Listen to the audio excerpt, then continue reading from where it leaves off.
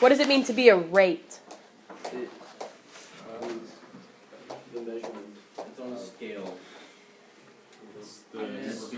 We're saying things. Yes. Okay. There we go. How fast you do something, right? A rate is generally how fast you do something. Velocity is like a rate of distance, right? How fast is your distance changing? Things like that. Acceleration is a rate. It's a rate of how quickly your velocity is changing. So power is the rate at which we do work. Okay? So if we know it's how fast you do something, what component do you think is going to be added to our equation in some way? Time, right? Time. We have to add time. If rate is talking about how quickly we accomplish work, that means we have to add a time component. Okay? So the unit for power is a watt.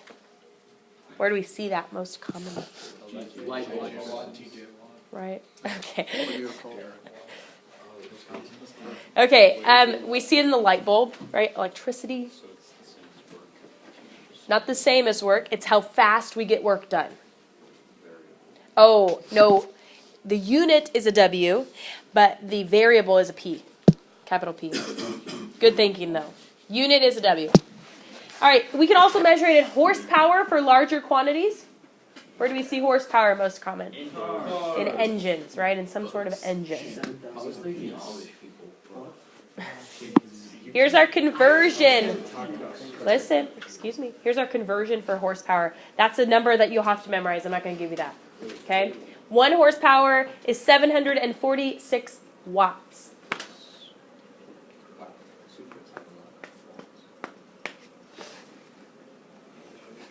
So here is our equation for power. Power is generally work over time. Right? This is the very, very general formula for power.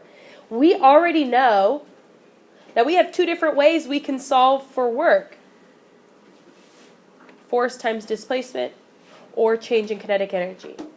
So there's a lot of different ways we can think about work, right? Work is a force applied over a certain displacement. Work is an energy change of some sort. And so I'm going to give you kind of an even more broad definition of power. It's how much energy we transformed over a certain period of time, right? That's what we're going to look at.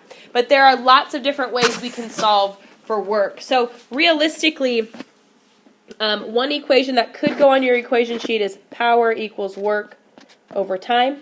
We're going to expand on that a little bit more and give us a couple of different ways or a couple more clear ways to solve for work in these scenarios. Okay? Oh, you can't even see it. They're not the same thing. They're not the same thing. Power and energy are not the same thing. Okay, let's expand on that a little bit more. Energy is what is being transformed, right? And power is how quickly we're doing that. Okay? All right. When we think of humans and their ability to do work, right? Energy is a person's ability to do work. So a person's ability to do work is limited. What types of things limit the human's ability to do work? More so than they would limit a machine's ability to do work. Stamina, right? Oxygen. Their actual energy. Right? The amount of energy they have in their body, right? Chemical processes within their body. All of those things limit human work or human energy, right? We also are limited by, we're limited at how fast we can convert energy. Walking up the stairs is easier than running up the stairs. Agreed? Right? We're doing the same amount of work. We're doing it in like a longer time. Right? So our power is less. Those are different things we need to think about. Okay, whatever. That's what I just said. There's only so fast of a rate that our body can convert energy. Right? That our body can output power. So walking upstairs is easier than running upstairs for long periods of time. All right. I want you to walk through just this little succession of equations here for a second. We know that power is equal to work over time. Yeah? Okay. We know that as of today. We know as of yesterday that work is equal to force times displacement. Yes? We see that substitution that happened there? Force times displacement. What does this look like? Velocity is displacement over time. Okay? So these are different ways we can solve for power just purely based on what's given to us in the problem. Right? Lots of ways to manipulate our equations. Put 1 or 3 of those equations on your equation sheet. It does not matter which ones you put, or if you put all of them. It doesn't matter. Put all of them if you want. But these help us based on just what's given to us in the problem. Right? If we're given a displacement and a time, go ahead and just plug them in. Right? You don't have to solve for velocity first. So whatever one you think is most comfortable for you, or all of them is fine. So, a student uses 140 newtons to push a block up a ramp at a constant velocity of 2.2 meters per second. What is their power output? What's their power output? What are we given here in this problem? We're given force and we're given velocity. So is it worth our time to try to solve for how long it took them to do it? No, right? We have an equation that says force and velocity. So use your equations to, the best of your abilities here. If I need to find power, 140 newtons times 2.2 meters per second gives me a power output of 308. Thank you. Yeah, 308 watts. Okay, are we to an equivalent of a horsepower yet? Have they output a horsepower? No, we're like less than half. Okay, what's the conversion for horsepower? 746. Going back, I will ask you for horsepower specifically on questions that you'll have to do that conversion. It's not like every question you'll have to convert to horsepower. Most commonly, if it's questions about engines, that would be a good guess, right? If our power output is in the hundreds of thousands or thousands or whatever, it's probably a good guess to go ahead and convert to horsepower. All right, an electric motor lifts an elevator 9 meters in 15 seconds by exerting an upward force of 12,000 newtons. What power does the motor produce? Try it. Go ahead and try it. That was power only associated really with kinetic energy. We're going to come back a little bit later with power and potential energy, but now we're going to switch gears back to energy. Okay, the ability of an object to do work, and we're going to talk about something called potential energy. Any ideas about potential energy? Yeah. You're still. It can be. It can be. It is. That would be the opposite of kinetic, so I like where your head was at. Yeah. It would be like if there's something at the top of the hill, like before it goes down. Perfect. Potential energy means I have the potential to do work on something, right? I have the potential to fall and land on something, which causes it to move, right? Potential energy is energy associated with forces that depend on the position or configuration of the body and the surroundings. That's a lot of words to say. It's got to have the potential basically to fall, the potential to do something, okay? We're going to focus mainly on gravitational potential energy, okay? So the reason they have potential energy is because gravity would cause them to move. Right? We're going to talk about spring potential energy later, but right now we're going to focus on gravitational potential energy. Okay? When something heavy, or really when any object, but a heavy object is held in the air, it has potential energy because of its position on the earth. If it's held 3 meters in the air, and it falls 3 meters and lands on a nail, what happens to the nail? Can the nail withstand that probably or not? It probably gets driven into the ground. Agreed? Can we envision what I'm saying here? Right? Brick held in the air, nail on the ground, smash. Okay. When that force from the brick was applied to the nail moves, right? It has been displaced, which means that work has been done, right? A force was applied and something was displaced, which means it had potential energy. Okay? What you can think about is higher off the ground, more potential energy, right? It has more potential to do greater damage. Does that make sense? Okay. All right. Okay, blah, blah, blah. Here is our equation for gravitational potential energy. You won't often see me write that G right there. When we talk about potential energy, it'll usually be this form. Okay, so potential energy equals mgh.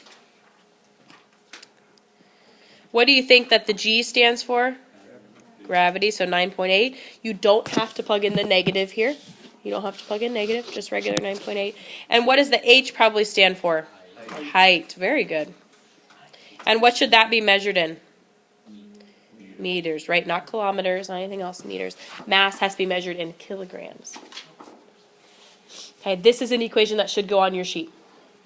What's the G by P potential energy? This just means that we're talking about gravitational potential energy. You won't see me write that very often, but your book does it that way. That's why I put it in there. Okay.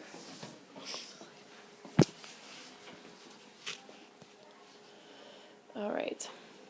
The higher off the ground an object is, the more potential energy it has. That should be very intuitive, right? The higher off the ground, the more damage it can do. Mathematically, we prove it with that height right there. Okay. Work done by gravity is equal to the difference in potential energy. Equal to the negative of the difference. I don't know why I put that. Okay. So this work energy principle applies to potential energy as well. Okay. So work is always equal to a change in energy. We saw it last time with kinetic. We're going to see it here with potential. Okay, so you can put one or both of these equations on your equation sheet. All I did from here to here was expand on the fact that it would look like this, mgh minus mgh.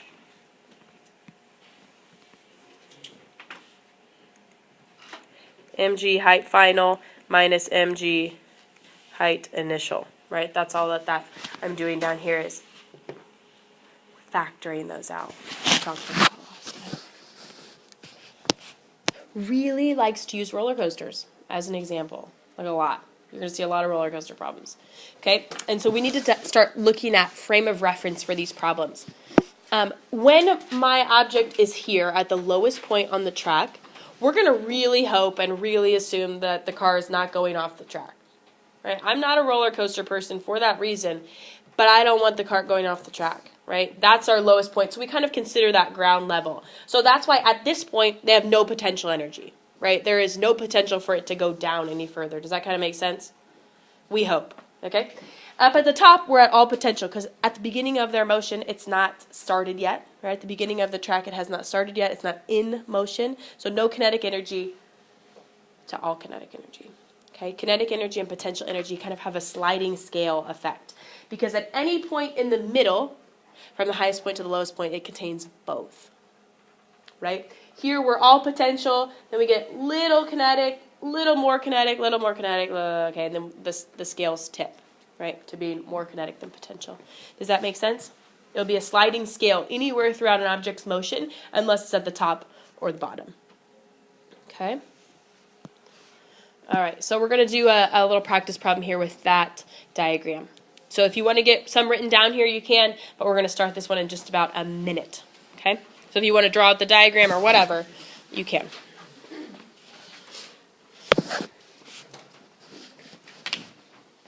It says, we want to know what's the gravitational potential energy at point B relative to point A. So when it says relative to point A, it just means we're really like acting as if A is our ground level, right? The good thing about these problems is that you really get to pick your frame of reference. You really get to pick where you're looking at. So we're going to just call A the ground level here. Okay? So if we call A ground level, and we know we're going to move up 10 meters to get to B, I just want to know what's the potential energy here, right? And all I'm going to have to do is I'm going to take mass times gravity times height. Right? Pretty straightforward, right? 98,000, I think. And our unit for energy is joules. Good. Right? We're not power anymore. We're joules. Okay? So if we consider ourselves with no potential energy, zero potential energy at A, when we get to B, we've got 98,000 joules of potential energy. Okay? How many of you, if I climb a flight of stairs in 4 seconds, I want to be able to find my output of these stairs. We're going to actually do this lab like tomorrow, not tomorrow, Monday when I see you. Okay, we're going to do this lab. We're going to go up the stairs, yes. We're gonna go down the stairs too, or we just gonna go up? Power here. Oh man, my iPad's not having it today. Okay. When I talk about power, I know it is work over time. And we just found out that work is equal to a change in potential energy, right? Work is always some sort of transformation of energy. And so if I know my change in potential energy is mgh minus mgh, right? What was my initial potential energy in this scenario? When I'm standing at the bottom of the steps, do I have any potential energy? No. No, zero. Okay? So that means my change in potential energy is really just equal to mgh and then over T. Does that make sense? Kind of the steps that I took to get to that final equation? Yeah. Okay, I know that power is work over time. I told you a little bit ago that work is equal to change in potential energy. We had no initial potential energy, so it's really just final. So we can solve these types of problems with mgh over T. Right? The work we're doing is to gain potential energy. So in this particular problem, here's my mass, here's my gravity, and my height, 4.5 meters, and it took me 4 seconds to do it.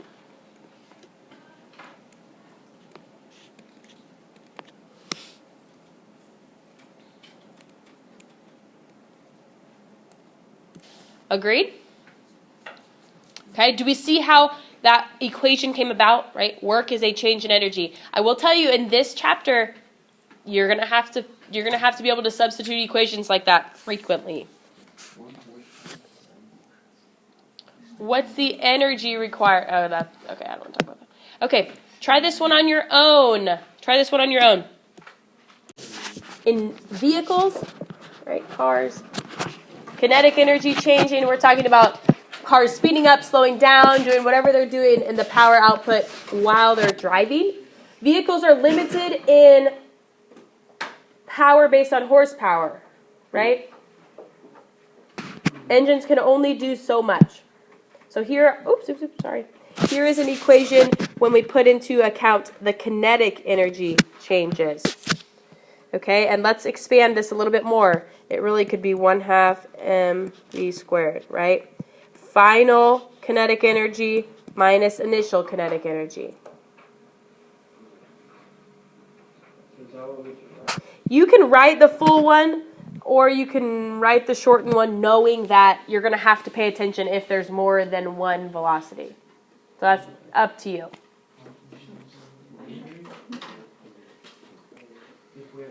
So it's the what? Hold on. Okay, all right, I'll slow it down. Here we go. Power is equal to work over time. We know that work is equal to change in kinetic energy. Okay, so that means that would be over time. And change in kinetic energy is 1/2 m velocity final squared minus 1/2 m velocity initial squared. So you could put that all over time, and that would be solving for power. But you won't always have to do that. Right? You won't always have to do the full one. If your initial velocity is 0, then we would be able to just leave this part of it off. Right? If our initial velocity is 0. Yeah, Emily. We solved problems just like these yesterday, solving for how much energy did it take for them to do that, how much work was done, and now we're just putting it in power, and that means looking at time. Okay? So let's go ahead and look here. Calculate the power output. So power equals work over time. I know that power is going to equal change in kinetic energy over time. Okay? It accelerates from rest. What does that mean? My initial kinetic energy has to be 0. So really, my equation is going to look something like this. Power equals 1/2 times m times v squared minus 0 over 4. Right? I've got no initial kinetic energy, so that just becomes 0.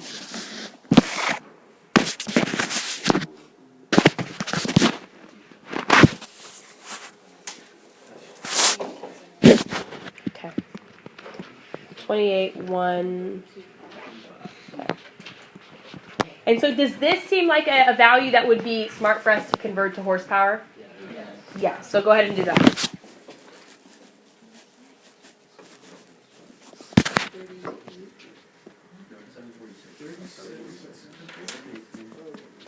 Horsepower is usually just written HP like that. So this car's not doing a whole lot, right? When you hear it in terms of horsepower, it puts it a little bit more into perspective. 38 horsepower is not that much, right, in terms of a vehicle.